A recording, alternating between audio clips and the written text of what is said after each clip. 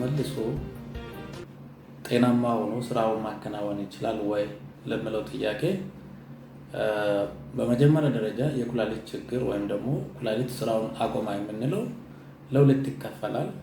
እሱም አጣዳፊ የኩላሊት ችግር የምንለው ወይም ደግሞ አኪዩት ኪድኒ ፌለር የምንል እና ሁለተኛው የቆየ የኩላሊት ችግር የምንለው ወይም ደግሞ ክሮኒክ ኪድኒ ፌለር የምንለው ነው። እነዚህ የኩላሊት ችግሮች እንግዲህ አጣዳፊ የምንለው በሶስት ወር ጊዜ ውስጥ የተከሰተ የኩላሊት ችግር ሲሆን በሶስት ወር ጊዜ ውስጥ ኩላሊቱ ጤናማ ሆኖ ወደ ነበረበት ስራው ካልተመለሰ ክሮኒክ ወደምንለው ወይም ደግሞ የቆየ የኩላሊት ችግር ብለን እንጠራዋለን ማለት ነው። እንግዲህ የአንድ ሰው ኩላሊት ስራውን ካቆመ ወይም ደግሞ የኩላሊት ስራ ከተስተጓጎለና ስራውን ካቆመ ወደ ነበረበት የሚመለስበት አለ። ይሄም በሶስት ወር ጊዜ ውስጥ ወደ ነበረበት 3 ወርም ላይፈጅ ይችላል።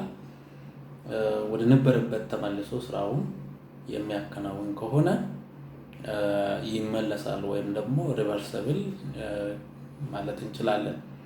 እንግዲህ የሚመለሰው ክሮኒክ የሚባለው በጣም ጥቂት የሆነው ፐርሰንቱ ሊመለስ ይችላል። ግን በዋናነት አጣዳፊ የኩላሊት ችግር የምንለው ወይም ደግሞ አኪዩት ኪድኒ ፌለር የምንለው አንዳንድ ህክምናዎች ከተደረጉ በኋላ ወይም ከህክምናም አልፎ የኩላሊት እጥበት ከተደረገ በኋላ ተመልሶ ስራውን እንደከዚህ በፊቱ ሊያከናውን ይችላል።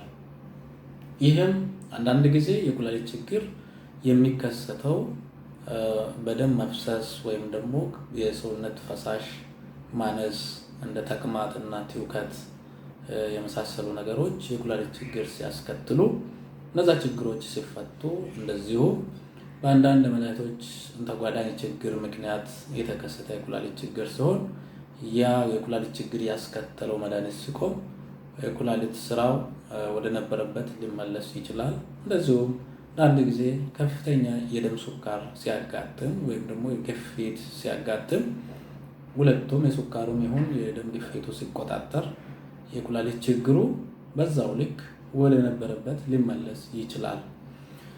እንግዲህ